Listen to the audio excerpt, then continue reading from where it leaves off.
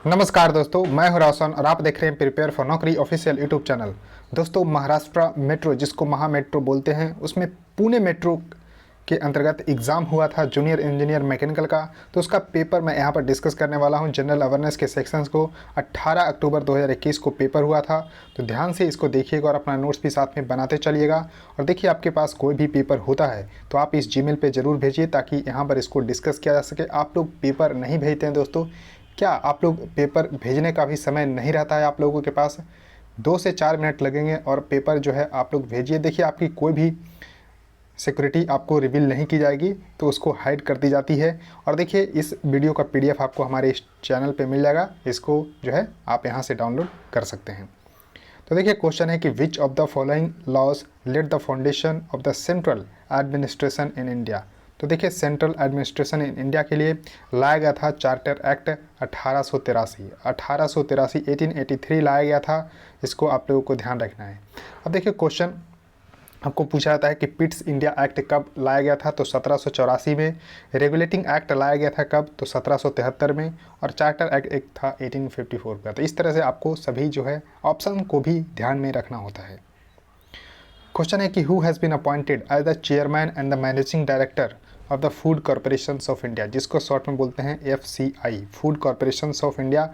इसके chairman and managing director बनाए गए हैं अतीश चंद्र को। Atish Chandra is the current chairman and the managing director of the Food Corporations of India. अब देखिए, FCI के बारे में जान लीजिए। तो देखिए, FCI एक स्टेटरी कॉरपोरेशन है, यानी कि जिसको लॉ के द्वारा जो है बनाया गया है। और इसके तहत जो है इसके लिए एक्ट पास किया गया था, फूड कॉरपोरेशन एक्ट 1964। 1964 में इसको जो है एक लॉ पास करके बनाया गया है। और इसका फॉर्मेशन हुआ था 1965 में। और इसका हेडक्वार्टर है न्यू दिल्ली में। और इसकी 5 जोनल ऑफिस है through out the India.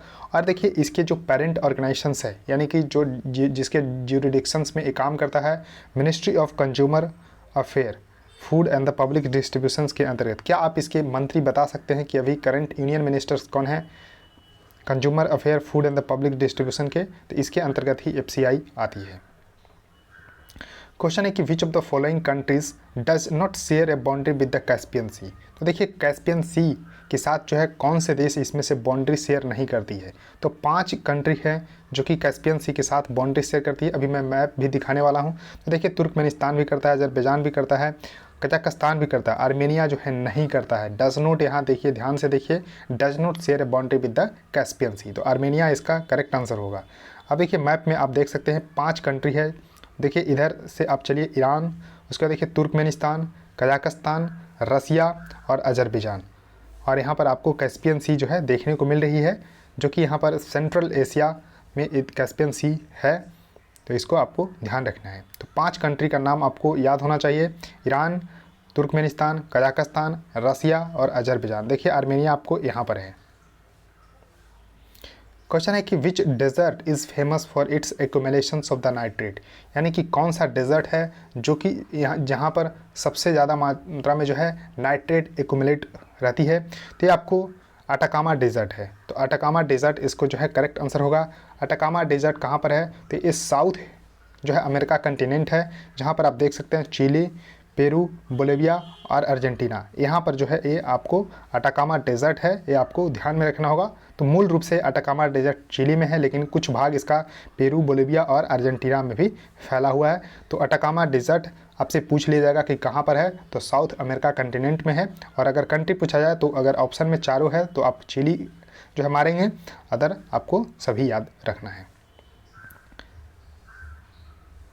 Question है कि which of the following revolutionaries was associated with the Hindustan socialist Republican association, यानी कि HSRA से कौन सा एसोसिएटेड है रिवोल्यूशनरीज? तो बटुकेश्वर दत्त। अब देखिए, जो हिंदुस्तान सोशलिस्ट रिपब्लिकन एसोसिएशन, इसको जो है पहले बोला जाता था हिंदुस्तान रिपब्लिकन आर्मी, जिसको फाउंड किए थे राम प्रसाद बिस्मिल, अशफाकुल्ला खान, सचिंद्र नाथ बख्शी, सचिंद्र नाथ सन्याल, जोगेश चंद्र चटर्जी। और बटुकेश्वर दत्त उन्हीं में से संबंधित थे। तो ये आपको ध्यान रखना है। क्वेश्चन है कि who of the following was were the economic critics of the British colonisations in India. तो देखिए, तीनों जो है इकोनॉमिक क्रिटिक्स थे दादा भाई नौरोजी, जी सुब्रमण्य अय्यर और RC दत्त। तो 1, 2, 3 सभी जो है करेक्ट आंसर हो जाएगा। क्वेश्चन है कि ASHA is a trained female community health activist. तो देखिए आशा का नाम सुना होगा कि आशा वर्कर हैं, तो एक trend female community health activist होते हैं। तो आशा का फुल फॉर्म क्या होता है? तो accredited social health activist. Accredited social health activist is the full form of ASHA. Question है कि arrange the following fluids in ascending order according to their acidity level. तो देखिए एसिडिटी लेवल के अनुसार जो 4 आपको फ्लूड्स दिए हुए हैं उसको असेंडिंग ऑर्डर में यानी कि बढ़ते क्रम में आपको यहाँ पर आपको सजाना है। तो देखिए लिक्विड लिक्विड सोडियम हाइड्रोक्साइड। तो लिक्विड सोडियम हाइड्रोक्साइड एक बेस है जिसका pH जो है अलग अलग जो है आपको 12 से 14 के बीच में वेरी करता है। 12 से 14 के बीच में वेरी करता है। तो देखिए ये बेस है, तो बेस का ऐसे भी एसिडिटी लेवल कम ही है, तो D इसका सबसे पहला होगा। उसके बाद देखिए डिस्टिल्ड वाटर, इसका माना जाता है 7।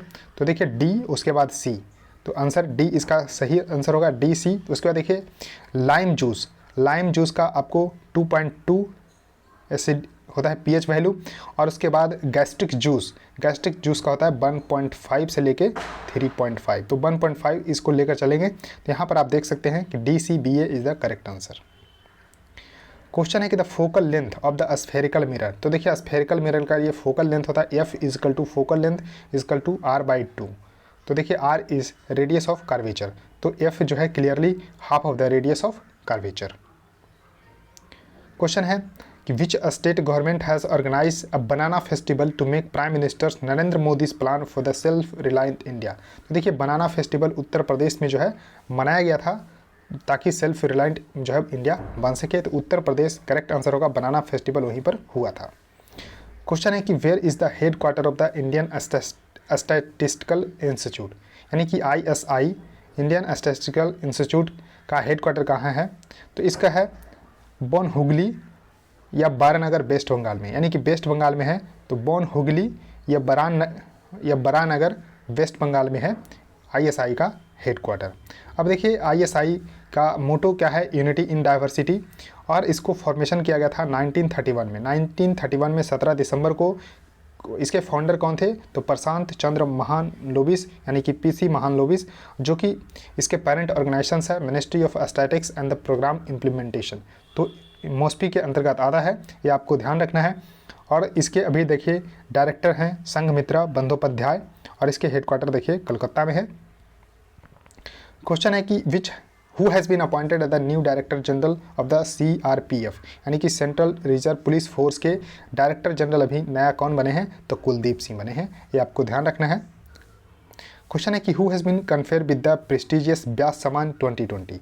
तो देखिए व्यास सम्मान 2020 मिला है शरद पगारे को, तो इसको आपको ध्यान रखना है। शरद पागरे या पगारे जो भी प्रोनाउंस कर सकते हैं, तो शरद पगारे को मिला है व्यास सम्मान 2020। अब देखिए व्यास सम्मान क्यों दिया जाता है?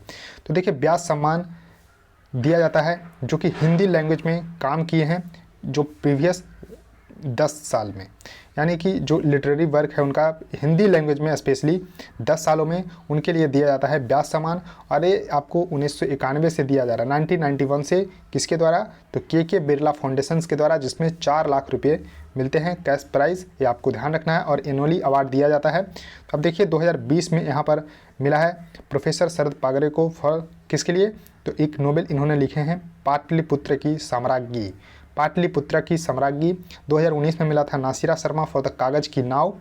और देखिए सबसे पहला दिया गया था भारत के प्राचीन भाषा परिवार और हिंदी इन 3 volume by doctor Ramvilas Sharma को। तो रामविलास शर्मा को सबसे फर्स्ट व्यास सम्मान दिया गया। 1992 में मिला नीलचंद के लिए शिव प्रसाद सिंह को, तो ये आपको ध्यान रखना है। अब देखिए ह्यूमन कैपिटल इंडेक्स किस ऑर्गेनाइजेशन के द्वारा पब्लिश किया जाता है? तो वर्ल्ड बैंक के द्वारा पब्लिश किया जाता है ह्यूमन कैपिटल इंडेक्स। तो ये आपको ध्यान रखना है, human capital index is published by world bank. World bank के अभी प्रेसिडेंट कौन है? तो डेविड मालपास हैं, ये आपको ध्यान रखना है, इंपॉर्टेंट है। तो दोस्तों इस वीडियो में इतना ही रखता हूँ। जितने भी क्वेश्चन जीके के थे मैंने सब कुछ डिस्कस कर लिए हैं। तो देखिए वीडियो को लाइक कर दीजिए अगर अच्छा लग रहा है तो, और देखिए चैनल को सब्सक्राइब कर लीजिए और बेल आइकन को प्रेस रखिए और वीडियो को शेयर कर दीजिए अपने दोस्तों के साथ। सो थैंक यू गाइज, इस वीडियो में इतना ही।